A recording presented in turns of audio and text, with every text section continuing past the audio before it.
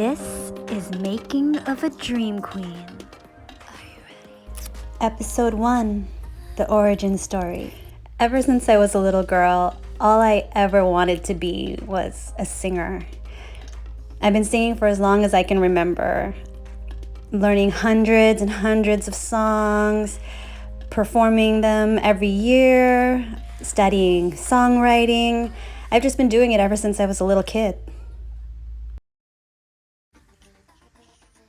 When I was growing up, I was really into 80s dance, pop music, primarily like female artists because I love to sing, so I like singing along with other female vocalists and freestyle music. So some of my favorite artists in freestyle were like the Cover Girls. I loved Show Me and Sweet Sensation, like all of their tracks.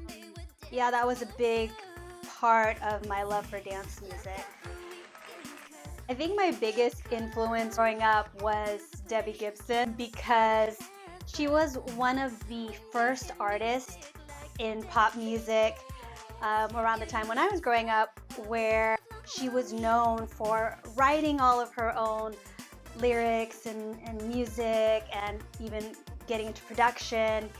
And so yeah, she was such a huge influence on me because of that I actually started my music career myself as a preteen. I also had that same desire to have music out as a teenager.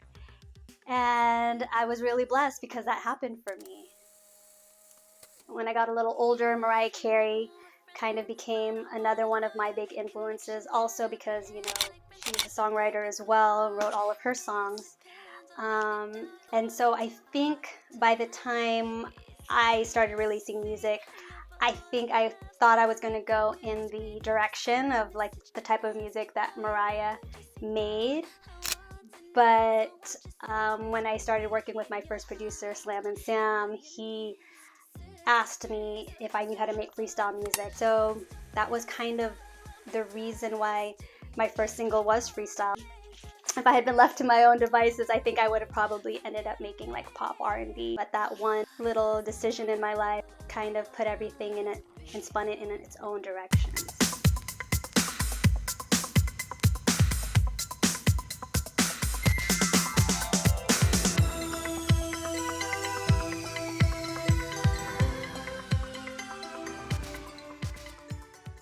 Get out of my face. Ooh, Miss Maceren. Hi. That's all you can say? I'm Margaret. It's Minnie Margaret, thank you. Minnie Margaret. This is Randy. 5, 6, 7, 8, 1, 2, 3, 4, 5, 6, 7. Don't think we're just put together? Over here, lady. I want to act. Hello. Okay, everyone look. 1, 2, 3. Don't go around. I am going around. Where am I going? Hi. Get off. So I had a birthday party one year. The DJ that was there ended up hearing me sing because I sang at my own birthday party. And after the party, the producer was like, hey, I have a record label. Would you be interested in signing to my label? And, you know, obviously I wanted to get into the music business and I wanted to have a record out. So I was like, sure. And the record deal was for like 1 year. So I was working with the producer, Slam and Sam, and somewhere throughout the time that we were working together, one of the songs we worked on was a song called Hard to Get.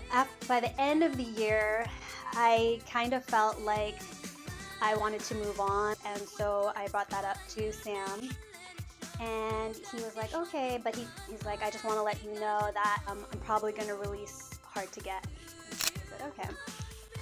But I didn't know when I left that he was going to use an alias. So my first record that was ever released came out not under my own name, Sharyn Maceren, but it's the one record that was released that was put under an alias, and so Hard to Get came out under a name called The S Factor.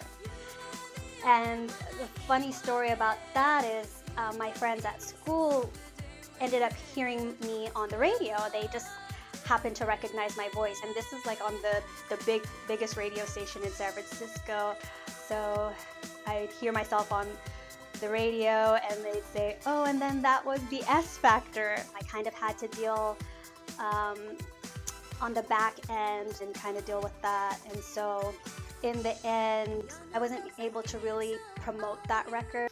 Anyways, long story short, the song did end up getting some sort of success. It was getting national radio play.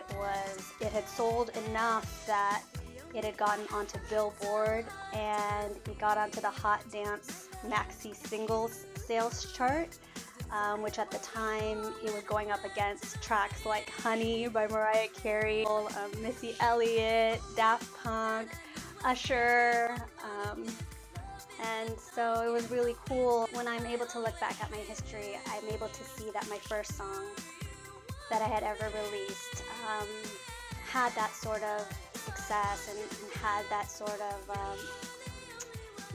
was able to be in good company on the chart. So I'm really happy about that.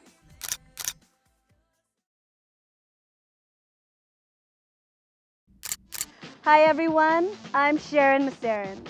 Today you will see a day in the life as I will show you me working with my choreographer, going to the studio, writing songs, and basically just having a good time with my friends. So stay tuned and let's roll it.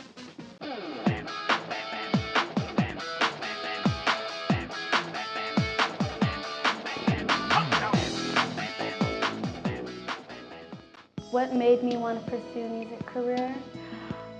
Basically just the fact that I've been singing since I was like 3 years old. Music has been like the biggest part of my life. Having the passion for it, I think that's mainly what drove me to pursue this as my career, because a lot of times you're thinking, oh, what do these people want me to be? What does my mom want me to be? What does my community want me to be? But what it really comes down to is, what every day do I live for? What do I live to do? You know, and that's, for me, it was singing. 2, 3.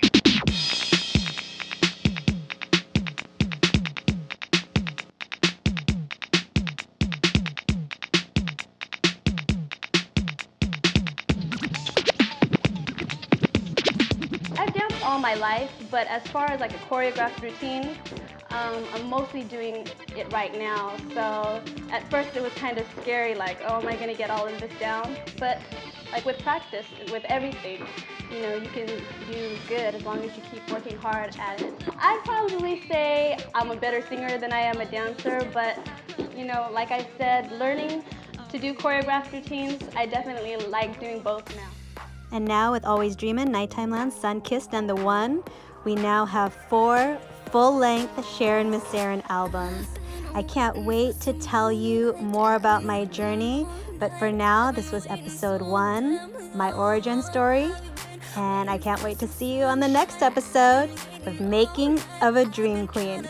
Be sure to subscribe, hit the notification bell so you'll always know when my next videos come out, and tell a friend. Bye!